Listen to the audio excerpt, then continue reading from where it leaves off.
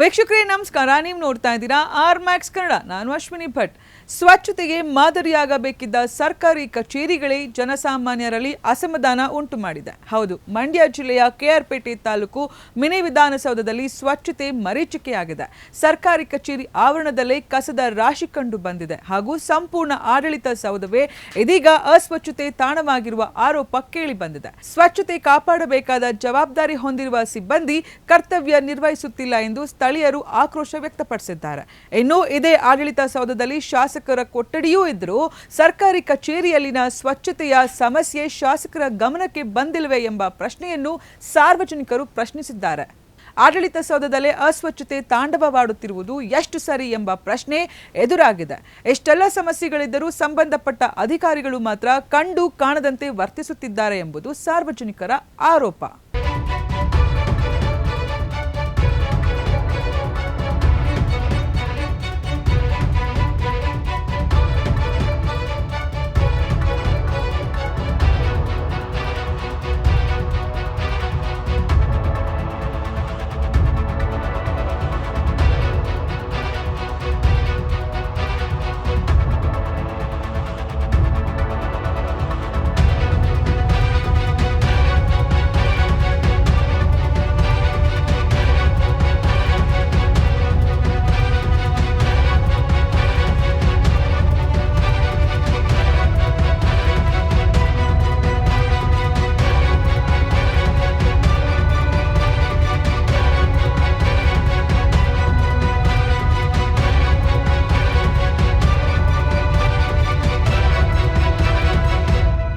ನಾಲ್ಕು ಜನ ಇದ್ದಾರೆ ಅಂತೀನಿ.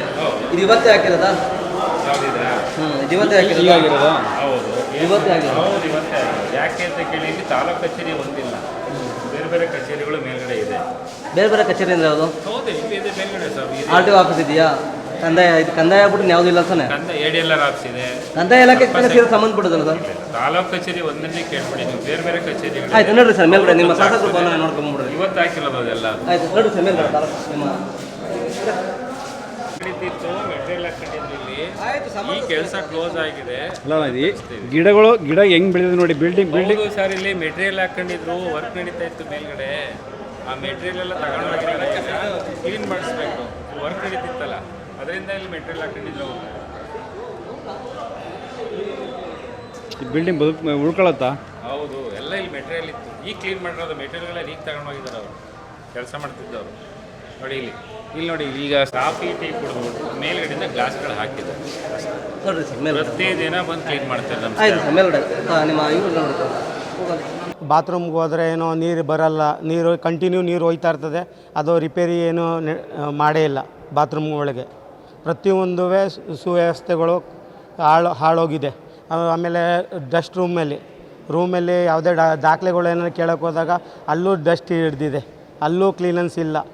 ಆಮೇಲೆ ಕ್ಲೀನ್ ಅನ್ನೋದೇ ಇಲ್ಲ. ಇದು ಒಂಥರ ಮುನ್ಸಿಪಾಲ್ಟಿ ಥರ ಆಗೋಗಿದೆ.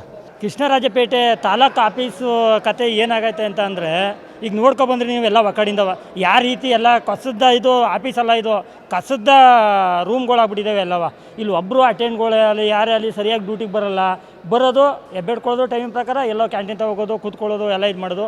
ಇಲ್ಲಿ ಹೇಳೋರು ಕೇಳೋರು ಯಾರು ಇಲ್ದಂಗೆ ಆಗ್ಬಿಟ್ಟೈತೆ. ಜೊತೆ ನೋಡಿ ಎಲ್ಲ ಅಕ್ಕಿ ಎಲ್ಲ ಏತಿ ಒಂದು ನೋಡಿ ಯಾವ ಥರ ಗೊಬ್ಬನಾಡ್ತಾ ವಾಸನೆ ಬರ್ತದೆ. ಮನಸ್ನಾದನೂ ಇದೆ, ಜಾಗ ನೋಡೋಕ್ಕಾಗಲ್ಲ ಆ ರೈತೆ. ಆಮೇಲೆ ಕೆಳಗಡೆ ಅಂಡರ್ಗ್ರೌಂಡಲ್ಲಿ ಹೋಗಿ ಆ ಕಸವ ಸುರಿದಿರೋದ ಎತ್ತಾಕಿಲ್ಲ, ಎಲ್ಲ ಒಂದೇ ಥರ ಹೊರಗಾಡೈತೆ.